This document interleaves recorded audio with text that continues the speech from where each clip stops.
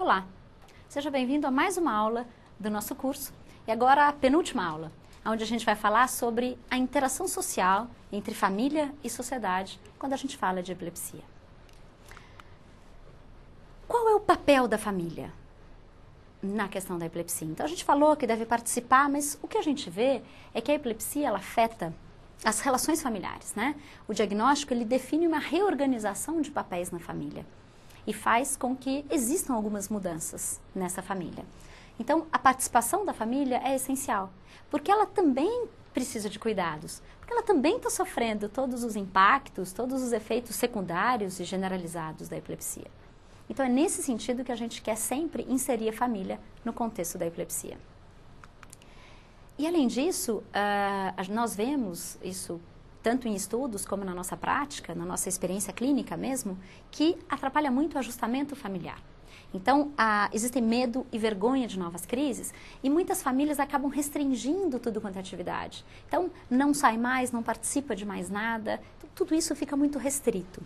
E existe uma relação mudada, alterada dos cuidadores com o trabalho ou com a escola, porque as crises são imprevisíveis. Então, muitos pais, esposos, esposas ou filhos até, tem que faltar ao trabalho, tem que parar de trabalhar muitas vezes, ou para cuidar dessa pessoa com epilepsia, ou até para levar ao médico, ou até para cuidar porque teve uma crise.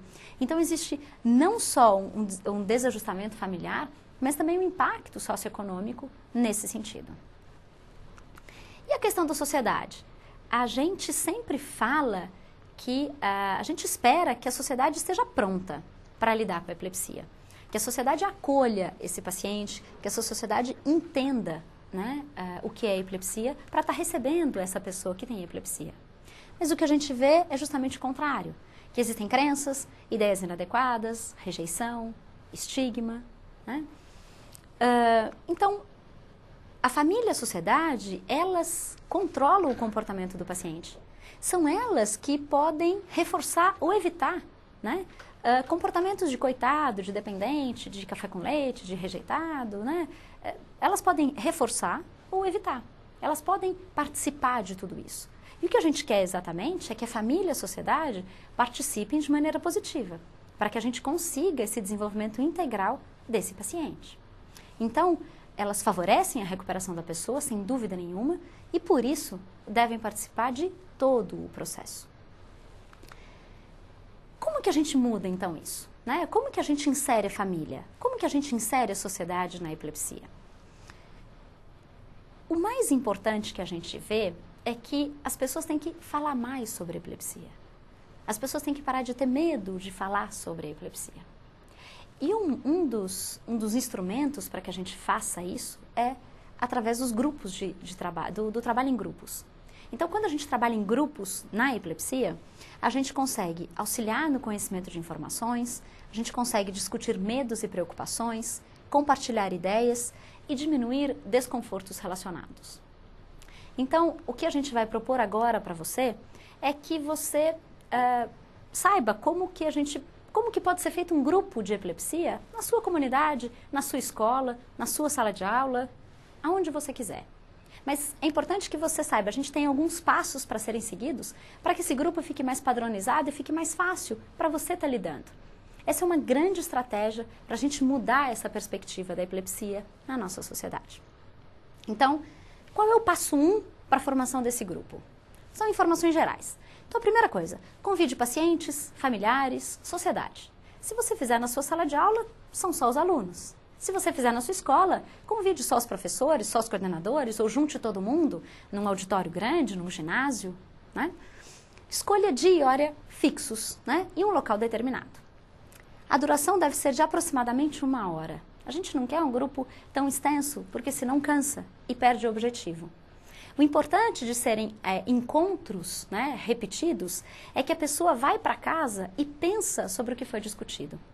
É diferente de palestra. Quando você chega, coloca as informações, existe uma interação, pode ter troca de experiências, mas você fala pontualmente. Quando a gente faz grupos, a gente vê que o levar para casa essa informação e trazer de volta possibilita um crescimento e uma troca muito maior. E os grupos devem ser abertos e a participação sempre voluntária.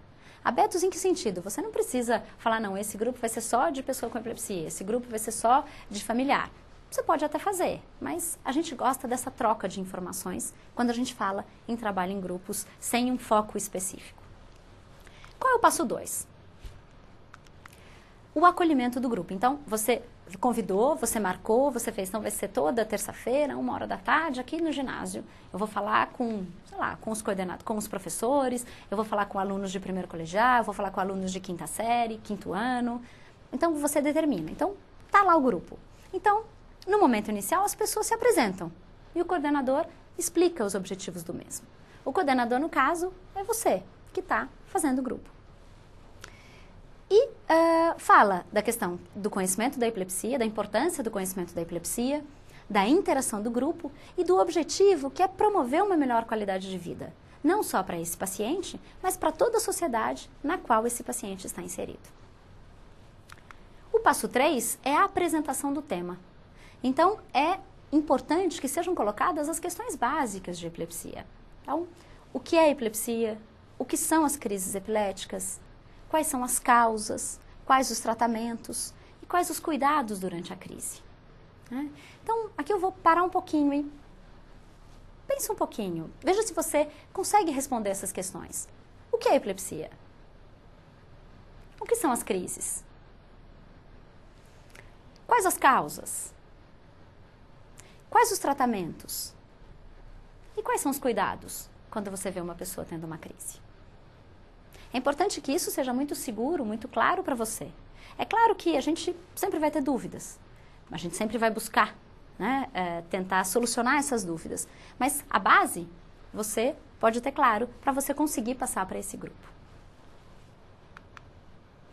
O outro passo é a apresentação de experiências. A partir do momento em que você permite falar sobre a epilepsia, você abre um espaço gigante para troca de experiências. A gente sempre vê que quando a gente começa a falar sobre o tema, uma pessoa fala, nossa, eu tenho um familiar, eu tenho um conhecido, eu tenho uma amiga, eu já vi uma crise, ou eu tenho epilepsia. Porque o que a gente vê é que as pessoas não falam sobre porque não tem espaço para falar. Então, quando a pessoa tem espaço, a gente começa a ver que existem troca de experiências. E é interessante que quando uma pessoa fala, nossa, eu já vi isso, eu vi uma crise, a pessoa fez isso. Ou, nossa, eu vi um outro que tem essa dificuldade. O outro, automaticamente, ele também vai falar e vai virar uma troca muito interessante. O grupo fica muito rico quando a gente consegue ter essa discussão conjunta. E é importante a gente ver que quais são as principais dificuldades enfrentadas por esse paciente. E será que esses pacientes que foram citados ou que foram colocados ali na comunidade, será que esses pacientes estão inseridos na sociedade? Será que o seu vizinho que tem epilepsia, o seu aluno, será que essas pessoas conseguem fazer parte da sociedade como a gente espera? E como é que a gente faz como é que está a situação atual?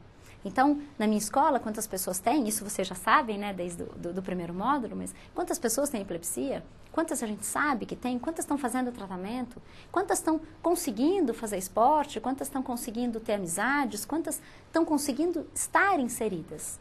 Como que está a análise atual nessa comunidade, nesse grupo que você está fazendo esse trabalho?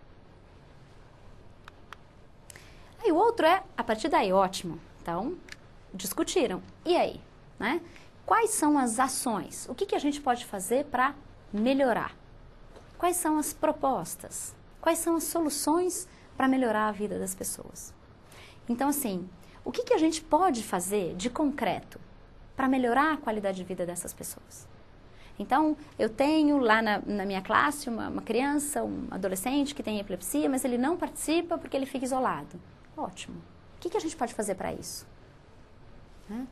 Quais atitudes devem ser tomadas?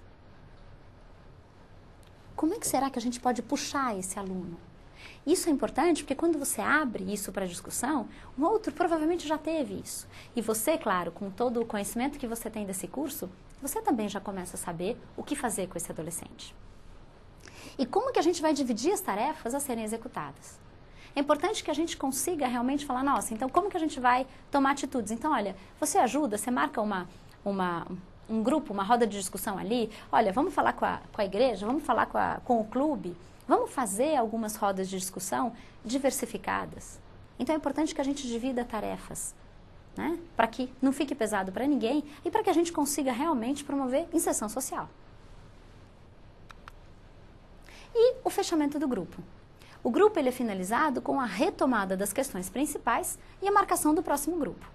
Então, os passos, quais são os próximos passos? Então, assim, para o próximo encontro a gente vai fazer isso, isso e isso. Então, a gente põe as tarefas possíveis, né?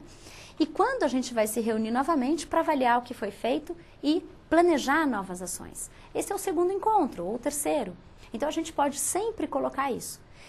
E é interessante que quando a gente coloca isso, a gente pode, no início do outro encontro, a gente começar por aí.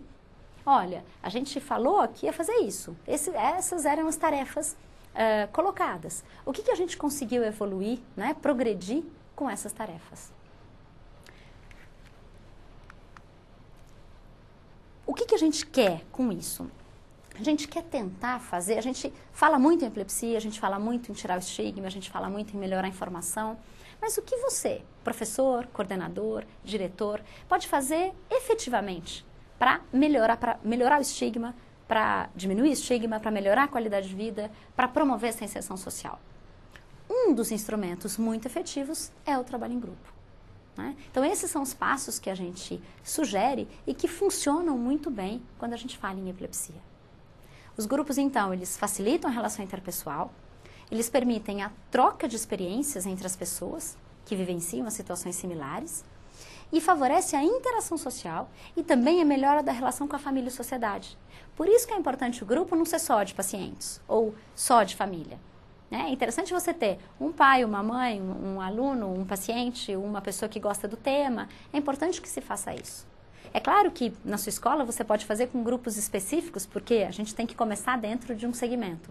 Mas tenta expandir. Você vai ver a diferença quando você tem o primeiro encontro e o quinto encontro. Você vai ver como você já consegue mudar essa perspectiva da epilepsia.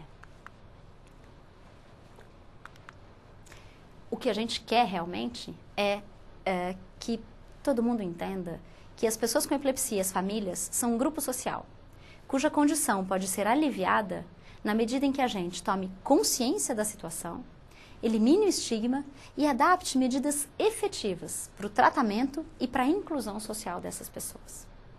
O que realmente a gente quer é uma interação social, família e sociedade, e nós, como profissionais da saúde, profissionais da educação, profissionais da área social, nós temos esse compromisso, nós temos esse dever. E nós contamos com você para conseguir colocar a epilepsia sob essa nova perspectiva.